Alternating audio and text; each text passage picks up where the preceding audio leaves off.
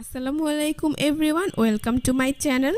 একদমই অল্প সময়ে তৈরি করা যায় হাতের কাছে থাকা সামান্য কিছু উপকরণ দিয়ে দারুণ মজার মুচমুচে একটি বিকেলের স্ন্যাক্স রেসিপি আপনাদের সাথে শেয়ার করছি। মাত্র একটি ডিম আর পেঁয়াজ দিয়ে যে এত মজার একটি নাস্তা তৈরি করা যায় তা আপনারা না তৈরি করে খেলে বুঝতেই পারবেন না। অতিথি আপ্যায়নে বিকেলে চায়ের আড্ডায় একদম জমে যাবে এই নাস্তাটি। তো আর কথা বাড়াচ্ছি না, চলুন রেসিপিটি দেখে নিচ্ছি। এই রেসিপিটি তৈরি করার জন্য প্রথমে এখানে আমি একটি ডিম সেদ্ধ করে খোসা ছাড়িয়ে পরিষ্কার করে নিয়েছি। এখন একটি ছুরি দিয়ে ডিমটাকে আমি এইভাবে গোল করে 5 থেকে 6 ভাগে ভাগ করে নিচ্ছি। আপনারা চাইলে ডিমটাকে লম্বা করেও কেটে নিতে পারেন অথবা এটাকে 3 থেকে 4টি ভাগেও কেটে নিতে পারেন। তো দেখতেই পাচ্ছেন আমার ডিমটা কাটা হয়ে গিয়েছে আর এটাকে আমি মোট 6 ভাগে ভাগ করে নিয়েছি। এখন এটাকে এক সাইডে রেখে দিচ্ছি। তারপর অন্য একটি মিক্সিং বলে আমি প্রায় 1 কাপ পরিমাণ পেঁয়াজ কুচি নিয়েছি। এবার এর মধ্যে দিয়ে দিচ্ছি স্বাদ মতো লবণ, 1 চা চামচ পরিমাণ চিলি ফ্লেক্স, দিয়ে দিচ্ছি 3 থেকে 4টি কাঁচামরিচ কুচি, 1 টেবিল চামচ পরিমাণ ধনিয়া পাতা কুচি, আদা রসুন বাটা দিয়ে দিচ্ছি 1/2 চা চামচ পরিমাণ, ভাজা জিরার গুঁড়ো দিয়ে দিচ্ছি 1/2 চা চামচ পরিমাণ, আর এখানে আমি গরম মশলা গুঁড়ো দিয়ে দিচ্ছি 1/4 চা চামচ পরিমাণ, হলুদের গুঁড়ো দিয়ে দিচ্ছি 1/4 চা চামচ পরিমাণ। সবশেষে এখানে আমি চাট মশলা দিয়ে দিচ্ছি 1/2 চা চামচ পরিমাণ। আপনাদের হাতের কাছে চাট মশলা না থাকলে না দিলেও চলবে, আপনারা সেক্ষেত্রে ধনিয়ার গুঁড়ো অ্যাড করে দিতে পারবেন।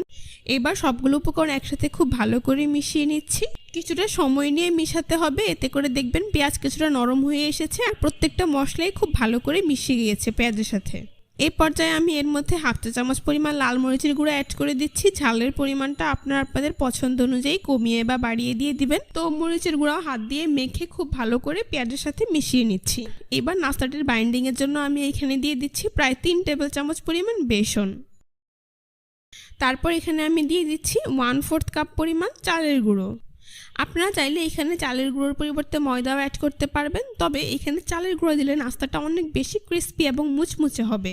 বেসন আর চালের গুঁড়ো একসাথে খুব ভালো করে মিশালেই দেখতে পাবেন এরকম একটি আঠালো মিশ্রণ তৈরি হয়ে গিয়েছে। পর্যায়ে মিশ্রণটি তৈরির সময় আপনাদের কোনো প্রকার পানি বা অন্য কিছু অ্যাড করার প্রয়োজন নেই। পেঁয়াজটা খুব ভালো করে মাখলেই পেঁয়াজ থেকে কিছুটা পানি বেরোবে এবং সেটা দিয়ে একটা আঠালো মিশ্রণ তৈরি হয়ে যাবে।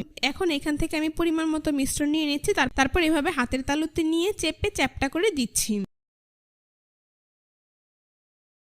এবার এর মাঝ বরাবর কেটে রাখা ডিমের একটি স্লাইস নিয়ে নিচ্ছি।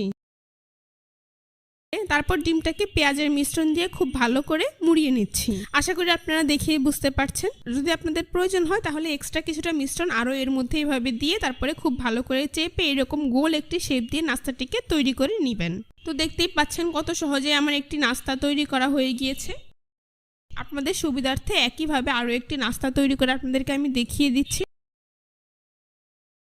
আপনারা চাইলে এই নাস্তাগুলোকে লম্বা করেও তৈরি করে নিতে পারবেন, সেই ক্ষেত্রে আপনাদেরকে ডিমগুলো লম্বা করে কেটে নিতে হবে।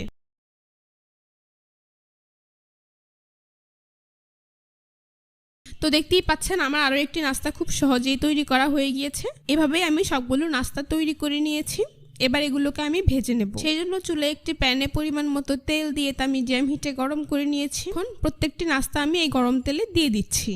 চুলার আঁচ মিডিয়াম টু লোতে রেখে কিছুক্ষণ পরপর উল্টে পাল্টে নাস্তাগুলোকে গোল্ডেন ব্রাউন কালার এবং মুচমুচে করে ভেজে নিতে হবে। এক পাশ ভাজা হয়ে গেলে আমি নাস্তাগুলোকে উল্টে দিচ্ছি। আপনারা অবশ্যই চুলার আঁচ মিডিয়াম টু লোতে রেখে নাস্তাগুলোকে ভেজে নেবেন, তা না হলে নাস্তাগুলোর বাইরের পাশ পুড়ে যাবে আর ভেতরে মশলার কাঁচা গন্ধ থেকে যাবে। চুলার আঁচ মিডিয়াম টু লোতে রেখে নাস্তাগুলোকে ভেজে নিয়েছি আমি। দেখুন নাস্তাগুলো কিন্তু আমার ভাজা হয়ে গিয়েছে, খুব সুন্দর কালার চলে এসেছে। এখন একটি ছাঁকনি দিয়ে আমি এগুলোকে তেল থেকে তুলে খুব ভালো করে তেল ছড়িয়ে একটি নাস্তার প্লেটে নিয়ে নিচ্ছি। সবগুলো নাস্তাই আমার ভাজা হয়ে গিয়েছে। এখন আপনাদেরকে গরম গরম পরিবেশন করে দেখিয়ে দিচ্ছি।